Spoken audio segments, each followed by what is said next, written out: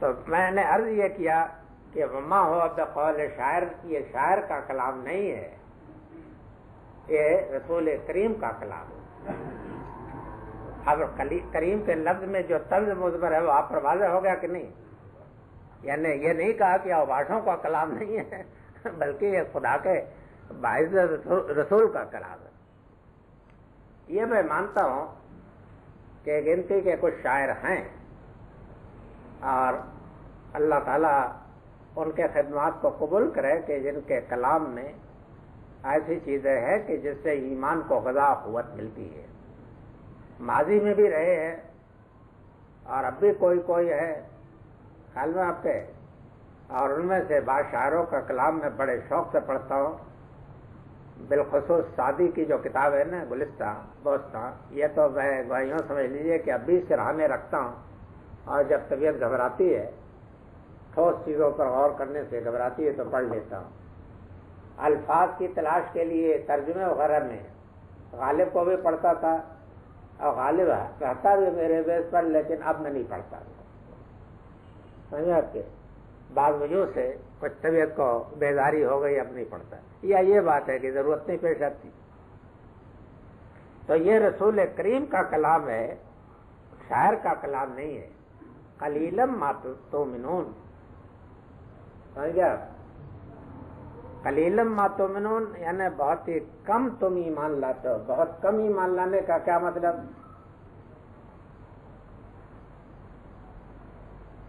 اور ولا بقول قائد، اب کاہنوں کے اوپر بھی تبصرہ کیا ہے کہ حل ربکم علی من تنزل وہ آیت ہے نا کہ تم جاننا چاہتے ہو کہ کس کے اوپر کون ہے کہ جو کاہنوں کے مطلب کہ یہ کاہنوں کے اوپر جو شیطانی وحی آتی ہے نا تو یہ بالکل افاق عظیم ہوتی ہے، قرآن نے کہا ہے، یعنی بالکل ہی لپاٹیے اور جھوٹے، یعنی شیطان کی بات نقل کرنے میں بھی جھوٹے ہیں۔ شیطان کوئی ایک القاء کرتا ہے تو وہ اپنی شیطنت سے اس کو 10 بنا لیتے ہیں، بل نہیں کیا ہے۔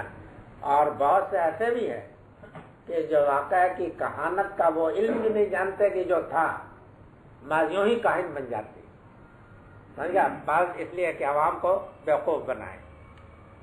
اور یلقون السمع اکثرهم کاذبون ہے نا کہ وہ کان لگاتے ہیں مراقبے میں بیٹھ کر کے، ظاہر یہ کرتے ہیں کہ وہ غیب کی خبر سن رہے ہیں، حالانکہ وہ بالکل جھوٹے ہوتے ہیں۔ مطلب یہ کہ یوں ہی نمائش کرتے ہیں، ڈھونگ رچاتے ہیں، ہائے وائے یہ کچھ نہیں۔ قلیلم ما تؤمنون اور قلیلم ما تذکرون کے معنی یہ ہے کہ ہر انسان کے اندر یہ بات ہوتی ہے، نالائق سے نالائق، کہ کبھی کبھی تو اس کے عقل کے اندر بیداری پیدا ہو جاتی، سمجھ گیا آپ؟ کبھی کبھی اس کے اندر ایمان کا جذبہ بھی پیدا ہو جاتا ہے۔ ایسا تو یوں سمجھ لیجئے کہ کیا کوئی انسان ہوگا جب تک کہ بالکل ہی اس کا ضمیر، اس کی عقل مردہ نہ ہو جائے، کہ کبھی کبھی کسی محرک سے یہ چیز نہ پیدا ہوتی۔ یہ تو محسوس کرتا ہے نا ہر انسان۔ واقعہ ہے کہ جو اچھے لوگ ہیں وہ بھی اس کو محسوس کرتے ہیں کہ کبھی کبھی ان کی طبیعت پر، جیسے کہ حضور نے فرمایا کہ قد یغان علیہ ہے، کبھی کبھی طبیعت پر میل آ جاتا ہے، سمجھا؟ اسی طریقے سے برے آدمیوں کے اندر کبھی کبھی نور دل میں آ جاتا ہے۔ لیکن قانون قدرت اس معاملے میں اللہ تعالیٰ کی سنت یہ ہے کہ جب ایک روشنی آپ کو حاصل ہو اور آپ اس کے پکڑنے کے در پہ ہوں تب تو آپ کو ملے گی اور بڑھے گی، اور ہو سکتا ہے کہ اس حد تک بڑھ جائے کہ واقعی آپ کے دل کو اس طریقے سے منور کر دے کہ پھر وہی قد یغانوں کی حالت کبھی ہو جائے تو ہو جائے، لیکن یہ ہے کہ بہرحال وہ غالب آ جاتی ہے۔ لیکن اگر وہ روشنی چمکی اور آپ نے اس کے اپنے دل کے پٹ فوراً اس کے لیے نہیں کھولے اور اس کو لے نہیں لیا اور اس کو قدر نہیں کی، سمجھ گئے آپ، اور بار بار اس کو یاد کرنے کی، تذکر کرنے کی، محفوظ کرنے کی کوشش نہیں کی، تو اللہ بعض بار تو روشنی ڈالتا ہے، ڈالنے کے بعد پھر اگر آپ قدر نہیں کرتے تو پھر وہ واپس جاتی ہے۔ یہ ہے سنت الہی جو قرآن میں بیان ہوئی ہے، حضرت مسیح نے بھی یہ بات فرمائی ہے۔ یعنی مطلب یہ ہے کہ کبھی کبھی تو ایسا ہوتا ہے کہ تمہارے اوپر ایمان کی جھلک آ جاتی، لیکن بہت کم. سمجھ گیا؟ اور کبھی کبھی ایسا بھی ہوتا ہے کہ تم تذکر تو کرتے ہو لیکن یہ ہے کہ بہت کم. وہ حضرت ابراہیم علیہ السلام نے جب اپنی دلیل پیش کی نا اور بتوں کو توڑنے کے بعد، تو اس میں آتا ہے کہ پہلے میں جب حضرت ابراہیم نے ان کے سامنے کہا کہ بیوقوفو، جب میں یہ تم سے کہتا ہوں کہ تم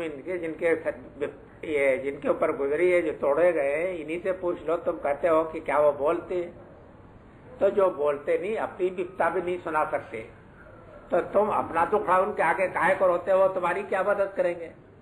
تو وہاں آتا ہے کہ کچھ دیر کے لیے وہ اپنے نفس کی طرف متوجہ ہے کہ بھائی بات تو یہ نوجوان ٹھیک کہتا ہے، لیکن وہ متوجہ تو ہے لیکن پھر اس کو انہوں نے اخذ نہیں کیا، پھر وہی ضد، وہی انانیت آ گئی.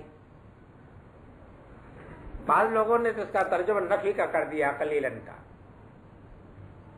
یعنی تم غور نہیں کرتے، تم سوچتے نہیں.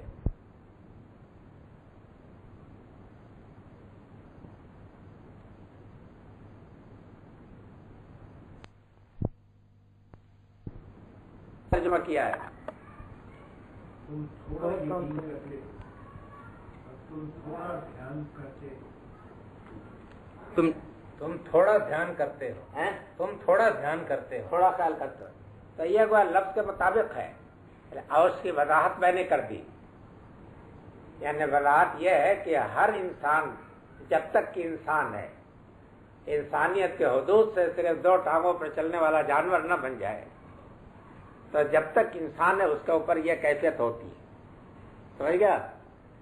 اس کی وجہ یہ ہے کہ اللہ تعالیٰ کسی انسان کو شیطان کے بالکل حوالے اس وقت کر دیتا ہے کہ جبکہ وہ بالکل ہی اس چیز کا دھیان نہیں کرتا. یعنی مطلب یہ ہے کہ بہت کم ایسا ہوتا ہے، اور ہونا یہ چاہیے کہ آدمی کو جب روشنی ملے، جب تذکیر ہو کلمہ تک، تب فوراً اس کی طرف متوجہ ہو اور اس کی پرورش کرنے کی کوشش کرے. اس لیے میں اس کا ترجمہ ایک پسند کرتا ہوں اور یہی صحیح ہے میرے نزدیک کہ بہت کم. ولا بقول کاہن، یعنی مطلب یہ ہے کہ غور کرو اس قرآن پر، کہاں کاہنوں کے خرافات اور تمہارے شاعروں کی لایانی حفوات، اور کہاں یہ کلام پاک. آخر دونوں میں خدا کے بندوں کچھ گوہر و پشیز میں تمہیں تمیز ہے کہ نہیں؟ اگر گوہر و پشیز میں تمیز نہ ہو تو پھر یہ ہے کہ وہ آدمی کائے کو ہے. تنزیل من رب العالمین، کاہن کی بکواس، شاعروں کی شاعری نہیں بلکہ نہایت اہتمام سے اتارا ہوا ہے خداوند عالم کی طرف سے، عالم کے پروردگار کی طرف سے. تنزیل کے معنی اتارنا، لیکن تنزیل میں تدریج کا، اہتمام کا، ترتیب کا یہ مضمون پیدا ہو جاتا ہے. یعنی صرف اتارنے کے معنی نہیں ہے بلکہ نہایت یہ اہتمام اور نہایت ہی تدریج اور ترتیب کے ساتھ اتارا ہوا کلام. تدریج اور ترتیب تو آپ کو میں نے یہی تو واضح کرنے پہ سارا دور صرف کر رہا ہوں. اور کس کی طرف سے؟ رب العالمین کی طرف سے، یعنی تمام کائنات کے پروردگار اور تمام کائنات کے خداوند کی طرف سے یہ آیا ہوا ہے. یہ کسی شیطانی وحی نہیں ہے جو کائنوں پر آتی ہے، اور نہ شاعروں کے حفوات ہے کہ جو محض کچھ پی کر کے پکنک میں آ کر کے اس کے بعد وہ کچھ خرافات بکتے ہیں. سمجھ گیا؟ تو وَلَوْ تَقَوَّلَ عَلَيْنَا بَعْضَ الْأَقَاوِيلِ لَأَخَذْنَا مِنْهُ بِالْيَمِينِ ثُمَّ لَقَطَعْنَا مِنْهُ الْوَتِينَ. مطلب یہ ہے کہ ہم نے جو یہ خزانہ سپرد کیا ہے تو یوں ہی نہیں سپرد کیا ہے. یہ خزانہ ہم نے جس کو دیا ہے تو اس کے اوپر ہم نے بڑا مضبوط پہرا بھی بٹھا رکھا ہے. اگر کوئی ایک حرف بھی وہ ہمارے اوپر گڑھ دے کوئی بات، یعنی تمہارے ہاں تو سب گڑھا ہی ہوتا ہے نا،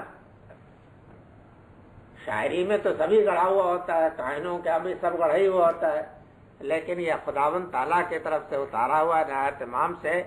اور اگر ہمارے اوپر کوئی بات وہ گڑھ دے تو لَأَخَذْنَا مِنْهُ بِالْيَمِينِ، تو ہم اس کو پکڑے مضبوط ہاتھ سے اور پھر اس کی کاٹ دے اس کی شہرت. یعنی اس کا کوئی امکان نہیں ہے کہ اس کلام میں کوئی ذرہ برابر بھی سرے منہ کسی قسم کی اضافہ یا کوئی کمی یا بیشی اس کے. یہ بات جو ہے نبی صلی اللہ علیہ وسلم کو خطاب کر کے نہیں تنبیہ ہے. مطلب یہ ہے کہ خطاب تو انہی سے انہی لوگوں کو ڈانٹا ہے کہ مطلب یہ ہے کہ یہاں یہ کوئی لوڈو کا کھیل نہیں ہو رہا ہے. یہ اللہ تعالیٰ کی اتاری ہوئی کتاب ہے اور ہم اپنے اپنے جس پیغمبر پر اتار رہے ہیں تو نہایت اہتمام کے ساتھ اس کی نگرانی کر رہے ہیں. مجال ہے کہ وہ کوئی ایک حرف کی اس میں کمی بیشی کر سکے. اگر ذرہ برابر بھی کمی بیشی کرے تو فوراً ہم اس کی جیسے کہتے ہیں کہ گردن اڑا دیں. لاخذنا منہ بالیمین کا ترجمہ کیا ہے؟ لاخذنا بالیمین ظاہر ہے کہ بالیمین کا تعلق تو اخذنا سے ہوگا اور اخذنا بالیمین جب کہیں تو یمین کے معنی دہنے ہاتھ کے آتے ہیں لیکن یہ نہیں ضروری ہے کہ جہاں یہ مثنی ہے کہ ضرب بالیمین جیسے آتا ہے نا مضبوط ہاتھ سے مارا. اس کے ضروری نہیں کہ دہنے ہاتھ سے مارا لیکن دہنے ہاتھ کی ضرب مضبوط پڑتی ہے نا اس لیے یہ آتا ہے. اور دہنے ہاتھ کی قید ہر جگہ ضرور نہیں ہے. اس کا مطلب صرف مستحکم زوردار مار مارنا. سمجھے ترجمہ یہ کیا کہ اس کا ہاتھ پکڑتے اس کا ہاتھ پکڑ کے.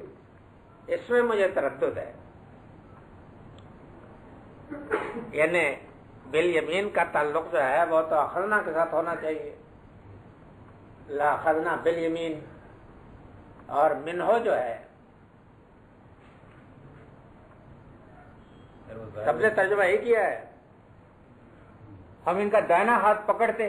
ہم اس کا دہنا ہاتھ پکڑ کے یعنی مطلب پکڑتے.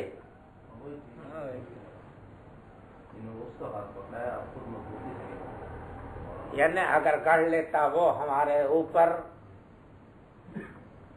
کوئی بات تو ہم اس کے دہنے ہاتھ کو پکڑتے اور پھر کاٹ دیتے اس کی شہرت. یہ ترجمہ کیا ہے. خیر بات تو اس کے انداز یوں ہے کہ جیسے کہ حضور نے فرمایا کہ لو سرقت فاطمہ بنت محمد لقطعت یدا کہ اگر فاطمہ بنت محمد بھی چوری کرتی تو میں اس کا ہاتھ بھی کاٹ دیتا. تو اسی اسلوب میں یہ بات ہے کہ اگر ہمارے یہ پیغمبر کوئی ایک بات بھی ذرا تھا اس میں کوئی ملا تھا تو ہم اس کی شرح کاٹ دیتے. یہ مطلب ہوگا نا. یعنی اسلوب تو وہ ہے. تو جس طریقے سے وہ بات اپنی جگہ پر بہت بلیغ ہے یہ بات بھی بہت بلیغ ہے. یعنی اللہ تعالیٰ جو ہے کسی کو بھی یہاں تک کہ اپنے محبوب رسول کو بھی اس کا کوئی موقع نہیں دے سکتا کہ اس میں اللہ کے کلام میں کسی قسم کی کوئی ترمیم یا تغیر ہو سکے. تو اسلوب کلام تو وہی ہے جو حدیث میں آیا ہے. حضور نے جس کو اسی اسلوب پر بات فرمائی ہے. البتہ یہ ہے کہ لاخذنا منہ بالیمین ثم لقطعنا منہ الوتین جو ہے اس کے دائنا ہاتھ پکڑنے کے یعنی وہ ترکیب ان کے نزدیک یہ ہوگی لاخذنا بالیمین منہ یعنی اس کے دائنے ہاتھ